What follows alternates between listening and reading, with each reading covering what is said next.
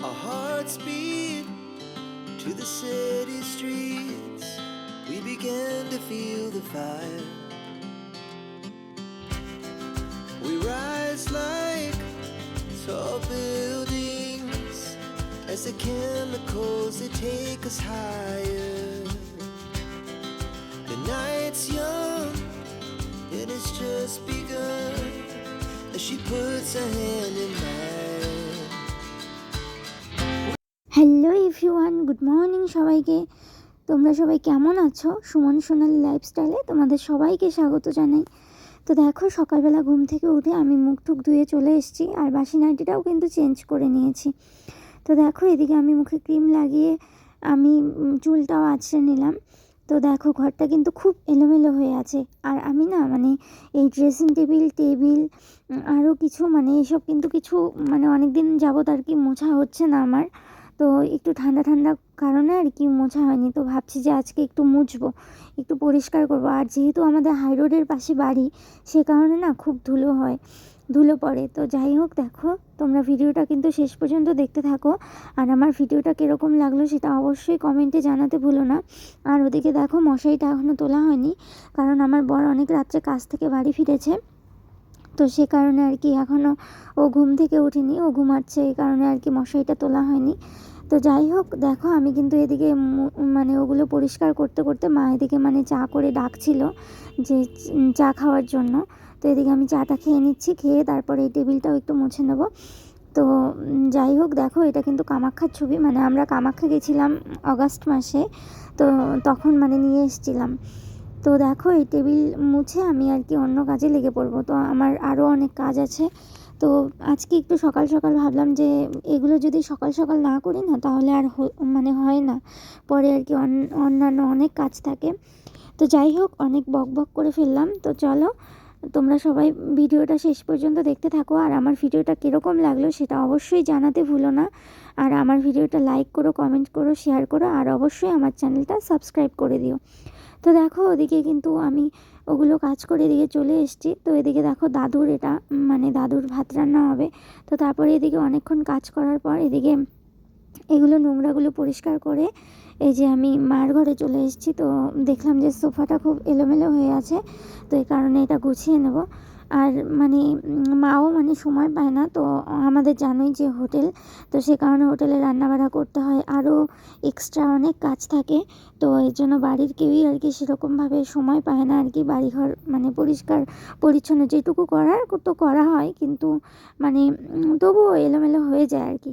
তো যাই হোক, দেখো আমি সোফাটা একটু ক্লিন করে নিচ্ছি, মানে জামা কাপড় গুছিয়ে একটু ঝেড়ে নিচ্ছি আর কি সোফাটা। তো আর মানে বেলা কিন্তু ভালোই হয়ে গেছে, তখন প্রায় 8:30 বাজে। তো দেখো, আমার কিন্তু ঘরটা পুরো রেডি, কমপ্লিট গোছানো। তো এদিকে আমি একটু ভিডিও করছিলাম, তো দাদু দেখে মনে করছিল যে ছবি তুলবো নাকি।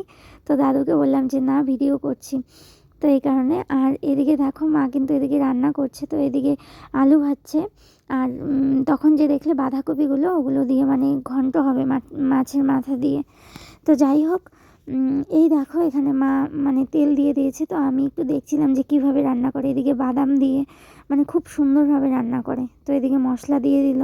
তো মশলা দিয়ে মশলাটা কষিয়ে নিয়ে তারপরে মাছের মাথাগুলো দিয়ে দেবে। তো আমাকে বলছিল মা যে দেখো কিভাবে রান্না করছি। তো আসলেও আমার শাশুড়ি মা খুব ভালো রান্না করে, মানে খুব টেস্টি হয় আর কি। তো এদিকে বাবা এসে আবার মানে বাঁধাকপিটা দিয়ে দিল। আর এদিকে পরে মানে কাকি ডাকছিল যে কাকি মানে কালকে মাংস দেওয়ার কথা ছিল আমাদের, তো আমরা ঘুমিয়ে পড়েছিলাম, সে কারণে কাকি এখন আর কি মাংস দিল। তো যাই হোক, এদিকে মা হচ্ছে মানে ঘন্টটা নামিয়ে নেবে। তো আমাকে বলছিল যে দেখো কীরকম গন্ধ বেরিয়েছে। তো এদিকে আবার মানে লাফা শাকের ঝোল হচ্ছে, তারপরে মা গরম মশলা দিয়ে দিল, গরম মশলা দিয়ে এই যে ঘন্টটা নামিয়ে নেবে। আর তোমরা যদি এটা রেসিপি জানতে চাও, সেটা অবশ্যই আমাকে কমেন্টে জানাবে। তো ভাবলাম যে একটু কাকিদেরও দিয়ে আসি। তো এদিকে আমরা খেতেও বসে পড়েছি। এদিকে আছে ঘন্ট, মাংস, পালং না সরি লাফা শাক ভাজা, আর ওদিকে একটা বড়া নিয়েছিলাম আর কি, দাদুর ওখানে ছিল আর কি, দাদুর জন্য মা করেছিল ধনেপাতার বড়া। তো এদিকে কাপড় কাচতে এসে দেখি কি পরে মানে ওই বুনুটা মানে ওই বাড়ির বুনুটা ডাকছে যে জল নেওয়ার কারণে। আর ওদের মোটরের জল এত ভালো, কিন্তু আমরা মানে আমাদের এদিকে জল কিনে খেতে হয়, তো সব সময় তো আর সম্ভব হয় না। আর এদিকে মানে জল আছে আর কি, ট্যাপ আছে, কিন্তু ট্যাপের জল আর কি আনা সম্ভব হয় না। তো আমি এদিকে জল আনতে যাচ্ছি, তো বুনুটাই আর কি ক্যামেরা ধরে দিচ্ছিল, তো এই কারণে মানে একটু কাঁপছিল আর কি ক্যামেরাটা। তো যাই হোক, চলো আমি জলটা নিয়ে নিই, তো তোমরা ভিডিওটা শেষ পর্যন্ত দেখতে থাকো।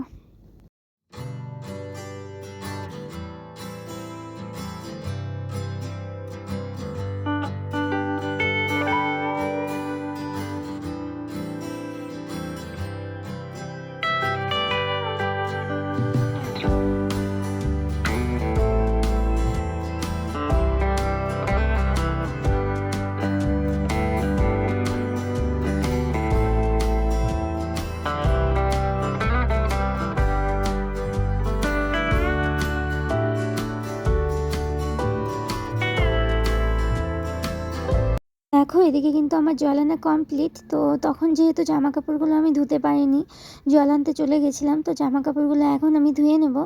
তো এই জামা কাপড়গুলো ধুয়ে আবার মানে মোমোর লেচিগুলো বেলতে হবে, তো ওদিকে মা আর আমি বেলে নেব ঝটপট। তবুও আরও অনেক কাজ আছে, তো তোমরা ভিডিওটা স্কিপ না করে কিন্তু শেষ পর্যন্ত দেখতে থাকো।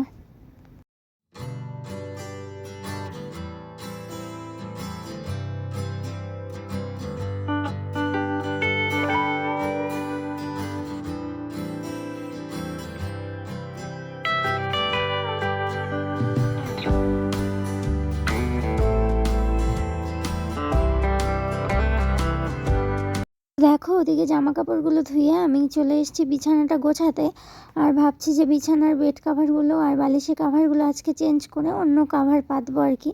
তো দেখো আমি সেটাই করছি, তো এগুলো ভাঁজ করে নিচ্ছি প্রথমে, তো তারপরে মশারি টশারি তুলে তারপর আমি বেড কাভারটা চেঞ্জ করব।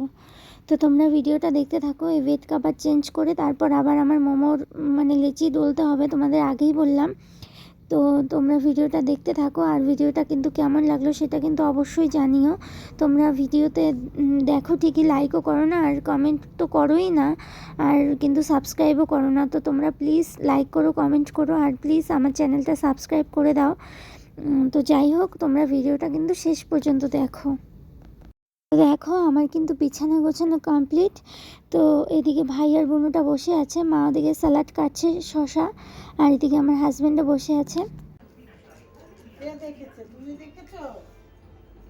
এই যে সবাই হাই বল।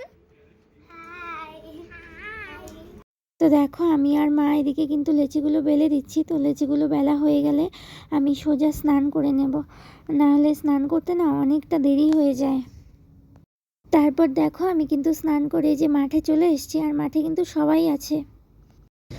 তোমার হাত কাটছে, হাত দেখাও দেখাও দেখাও, এদের দেখাও। ও এই যে দিদির হাত কাটছে অনেক দূর, সেই কেটেছে, সেই কেটেছে।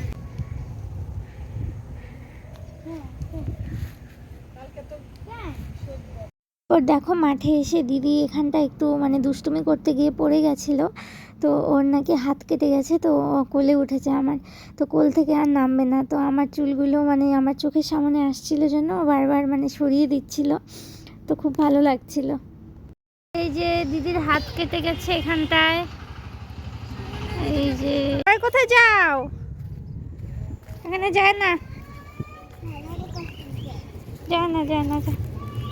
এই যে আমার আরেকটা ননদিনী, তোমার নাম বলো? অদ্রিজা চ্যাটার্জি। হ্যাঁ, আর এই যে আমাদের দিদি, দিদি এদিকে তাকাও, এই দিকে।